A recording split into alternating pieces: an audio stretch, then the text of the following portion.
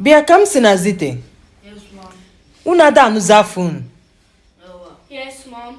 Eh? Yes, mom. Kedu ife na-ezuzu nna bụ? Mom. Zite na true chapis ka ewu.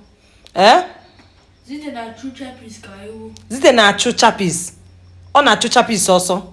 Ọ na-ata chapis. Ọ na-ata chapis ka ewu. Onye? Zite. N'ebe ka ọ nọ na-ata ya nwa? Na kitchen ebe anyị na-ere nri, ọ na-ata ya. Mgbe ya, mgbe si ya, na-ata the chapis ka ewu. Ọ jiri iwe, wee si Mua, the elder brother. Go elder brother, Ọ Mua bụ the ewu. Because na go bụ the ewu. Okay. So, because Mua bụ the elder brother. See ya kneel down. Je sebunala chinake no. O jale coach sebunala chinake no. Ona simba. So I na the thing into a boy. Una na-azọ the thing until mkpọ unu. Zite kedu ife na-akpọrọ nwanne gị nwoke ewu? Mommy, Kantochukwu pomo ewu. Ọ kpọ gị ewu. First. Gịnị bụ first n'Igbo? Ọ pomo ewu ofu. Ọ kpọ gị ewu ofu. Ka eko si kpọọ gị ewu ofu. Mommy, mne tata muwa chepis. Ị na-eme gịnị? Mme tata. Ime tata. Chiu ni bobo tata. Nna tata muwa chepis. Come just go we pekute from nowhere. We see the goat. We see the goat. Ndi ewu. Idi ewu. Ka so chukwu kita asị na ọ sị na ị na-ata ka ewu. That's what you say. Ka so chukwu asị na-ata ka ewu, ọ sị ndi ewu. Oko ọ sị idi ewu. Okay, ị na-ata chapis. Kedu ka hey, Chineke mo. Biko ụmụnne m maka ndị na-amara ihe bụ chapis. Chapis bụ chewing gum. Chewing gum. Yeah. Okay, ị na-correct m n'enu mistake, n'enu ewu ikpọ nwanne gị. Nne sa chapis bụ chewing gum a na-akpọ ebe amụ m isi m na chewing gum. Mgbe m ga-anwachi gị ọnụ, ị ga-ayaba ofu that place. Kedu onye na ebe ahụ mgbe ife a na-eme? Ọ na-eto jolole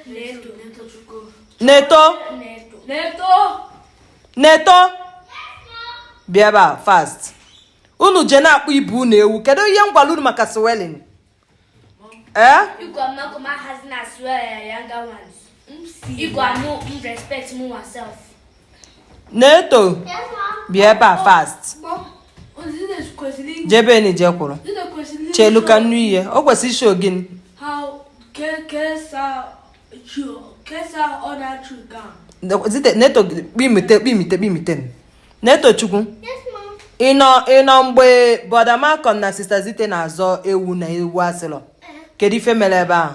So mommy, Malcolm, where football says it Na-ata chapis. Ka eko si taa the chapis. Ọ na-make it sound. Uta ka o si ata the chapis. Mommy gosigoda it's not only ka Zite si na-ata the chapis. Chineke God. Otu aka o si na-ata ya? Okay, gịnị wee mee? So bro Malcolm, where say itaka ewu? Ọ sị gịnị? Itaka ewu. Okay, ịta ka ewu. Okay. Where say give up the one that bu ewu. Okay, Sister Zite say again what about the one that bu ewu? Okay. Where see give up bu kneel it down.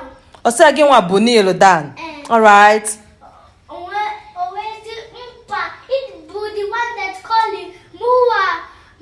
A goat. Okay, but the one that call him Moa a goat. All right.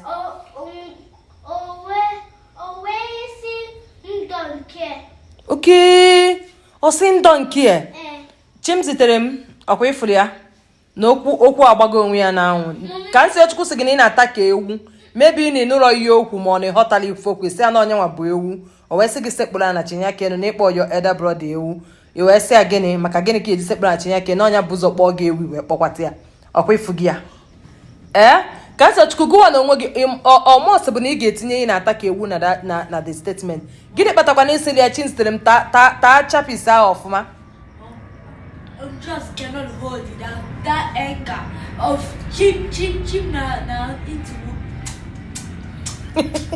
you see in understand ya in na roll na ya mapụ ya ọnụ o kwesịkwa ịmapụ ya ọnụ so njiri wewe pọ ya biko kwụsị ị na-ata ka ewu oke ise ya biko kwụsị ị na-ata ka ewu njiri wewe na-akpọ mụ abụdị ewu ka Chizitere m gwagọrọ nwanne gị gbaalụ etikwa n'anya na ya sịrị kpọọ ewu just gụọ n'isi onwe gị ezi nwanne bala mụ ezi nwanne bala mụ ihe ọjọọ niile mere otu gị bala mụ ọkwa ọjọọ niile m kọrọ otu gị bala mụ agwa ọjọọ niile mere otu gị bala mụ ezi na ọjọọ niile m kọrọ otu gị bala mụ ngwa Nneka si dị mma unu ịtọ Kosidima mmekọrịta nke ụmụnne ke na dayale mmekọrịta nke